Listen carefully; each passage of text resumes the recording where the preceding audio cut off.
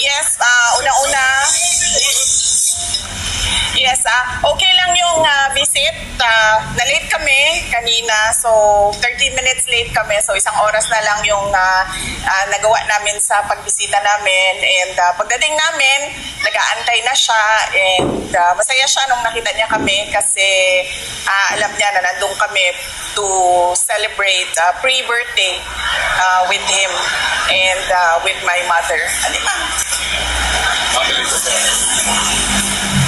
Tapos, as usual, binilhan ko din siya ng Coke Zero, pero hindi niya ininom. Sabi niya, dalhin lang daw niya sa kwarto yung Coke Zero. Pero isa lang ang pinabili niya.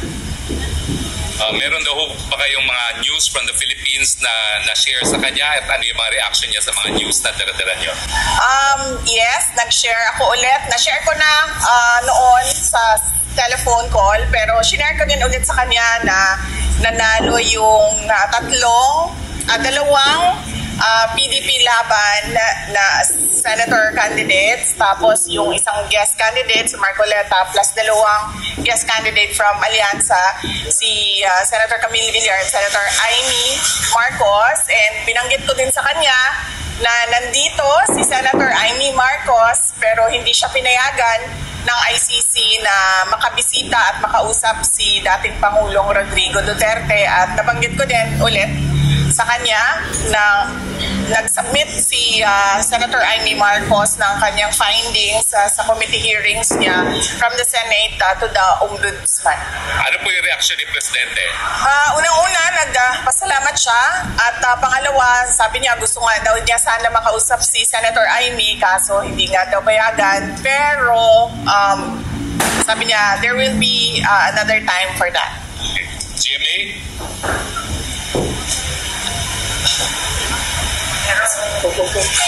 VP, bukod po dyan, 88% po ng respondents sa SWS survey ang nagsabing mahalagang harapin ninyo ang impeachment at sagutin ang mga alegasyon.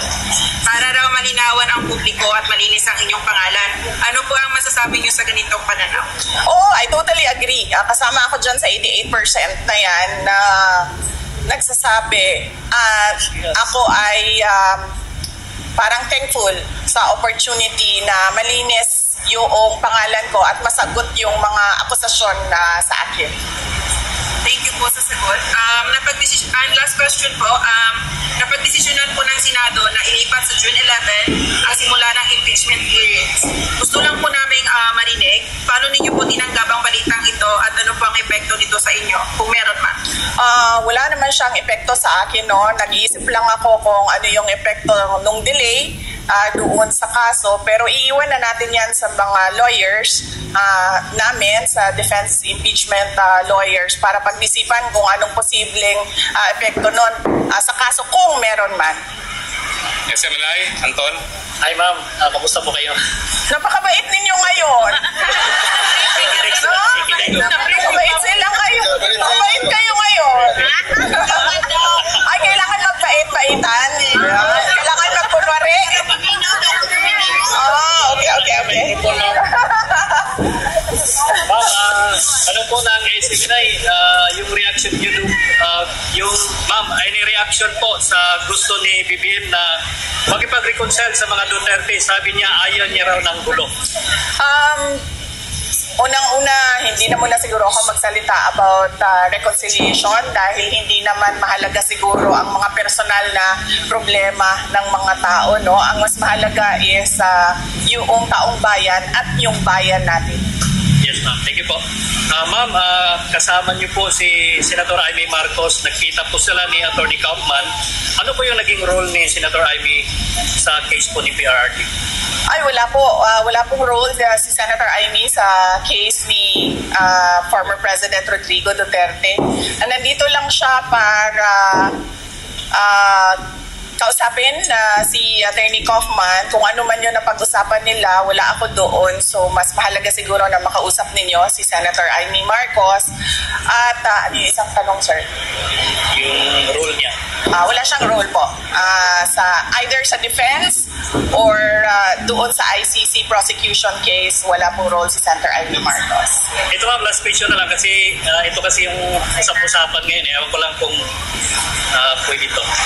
Kasi game po si Attorney Rowena Ganson na maging spokesperson mo. Kasunod yan ng pagkatalaga kay Attorney Abante bilang tagapagsalita sa ng House. While sa Malacanang, nandyan naman si Attorney Claire. Any comment po sa posibilidad na maging spokes niyo si Attorney Guanzon? Opo. Hindi namin napag-usapan sa Office of the Vice President ang spokesperson. Pero saludo kami sa talino at tapang ni Attorney Rowena Guanzon. So kung gusto niya magsalita, go lang ng go. Makikinig tayong lahat sa kanya.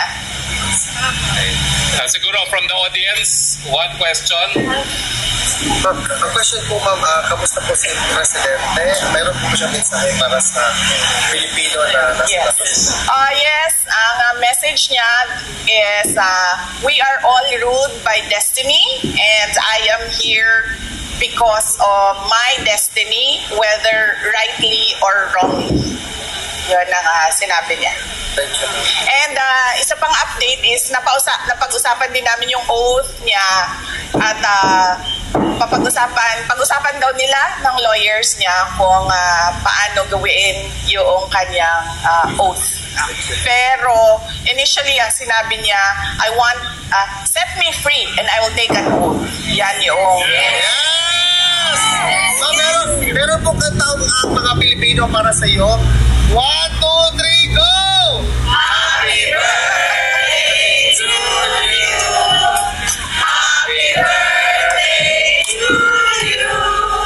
Happy birthday. Happy birthday. Happy birthday to you. Mabuhay ka, Ma'am Inday! Mabuhay! Sana para sa Presidente!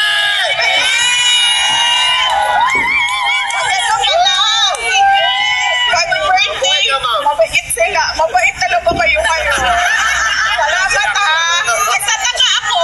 Bakit lang sobrang formal ninyo ngayon. One question, ano tingin niyo sa bagong Duterte Street from Duterte Park and Duterte Forest? What do you think of the Duterte? Unang-una, mas okay dito dahil merong may shade, no? So, importante sa amin ni Alvin ang aming cuties. Dahil unang-una, mataas ang incidence ng skin cancer at pangalawa, mahirap na magdagdagan ang mga melasma natin. So, okay siya. At mas palagay ko lang, maganda din siya dahil nakikita siya ng mga dumadaan na mga sasakyan. So, meron tayong increased awareness. Kasi doon, konti lang ang dumadaan na sasakyan at hindi nakikita by the street yung ginagawa. At marami pang pwedeng gawin, posibleng gawin na dito dahil mas malaki yung area. Yes, Ma'am, pwede ba additional ma'am? Kasi nag-iintay po ang taong bayan kung kailan daw makatawid sa APRRD.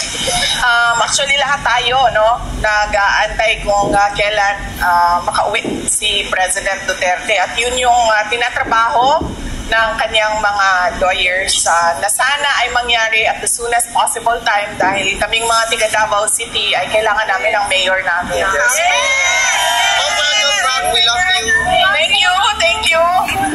I'm happy to be back with all of you dahil lahat naman tayo dito ay nagpapakita ng suporta kay dating Pangulong Rodrigo Duterte. Kaya masaya ako na makasama kayo ulit. Although hindi natin gusto na pabalik-balik tayo dito sa The Hague, Netherlands dahil malungkot ang dahilan kung bakit tayo nandito lahat. Pero masaya din ako dahil nakikita ko yung bayanihan ng Filipinos at yung pagkakaisa natin sa kagustuhan natin na ibalik si Duterte at ibalik ang tunay na pagbabago. Thank you. And lahat kayo ay invited bukas sa ating rally, ICC, Send Duterte Home, 9 a.m. to 12 noon Saan ba yun? Lanregan. Oh, yan. Oh, sige, kayo na magsabi. Mahirap siya i-pronounce. Doon tayo po. Pwede ba